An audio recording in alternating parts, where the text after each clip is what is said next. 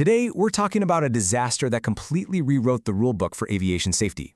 It's the story of the deadliest mid-air collision in history, an event that, by all accounts, should have been absolutely impossible. So let's dig into how the impossible actually happened.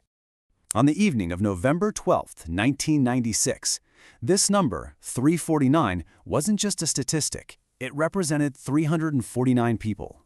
Individuals who boarded two totally different planes, in two different countries, going in opposite directions, with no idea that their paths were about to cross in the most tragic way imaginable. And that really is the central mystery here, isn't it?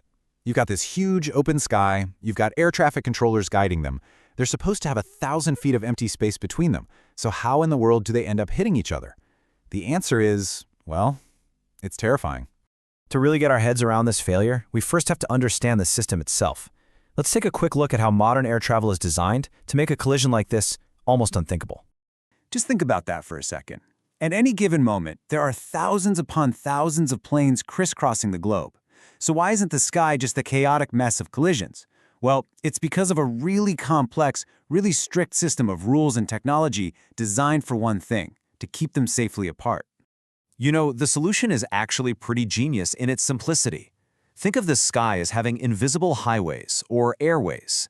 And just like on a real highway, you've got lanes. These are flight levels, or specific altitudes.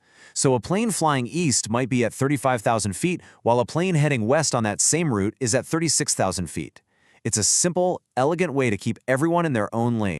Okay, so with that system in mind, let's meet the two aircraft at the very heart of this story. So on one side, you have Kazakhstan Airlines Flight 1907. It's a chartered Ilyushin jet carrying a small group of merchants on a shopping trip to India.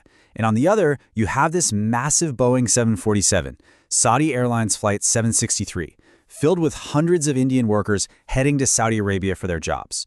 Just two totally different worlds on two totally different journeys. Now here's the critical piece of the puzzle.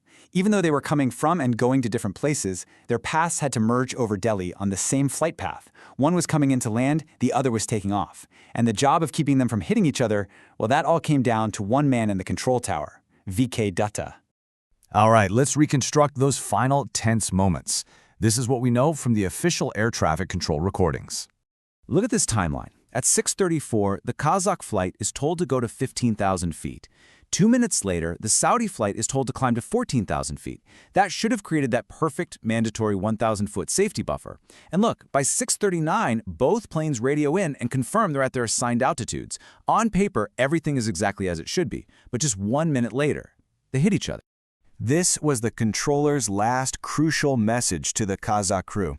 He was basically saying, hey, look straight ahead. There's a 747 coming right at you, about 10 miles away. He's supposed to be 1,000 feet below you. Let me know when you see him.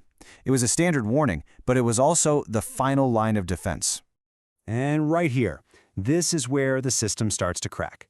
The Kazakh radio operator, the guy whose only job is to translate English for the Russian-speaking pilots, he didn't quite get it. He had to ask the controller to repeat himself, and in those few lost seconds, those two jets were closing in on each other at a combined speed of over 600 miles per hour. So we come right back to that impossible question. If both planes confirmed they were in their lanes, with a 1,000-foot gap between them, how was a collision even possible? What the investigation found, it's just bone-chilling.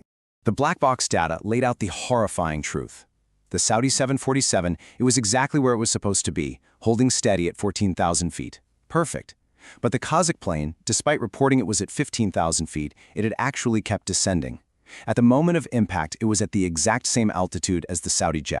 So you see, it wasn't just one single mistake. It was this catastrophic chain of events.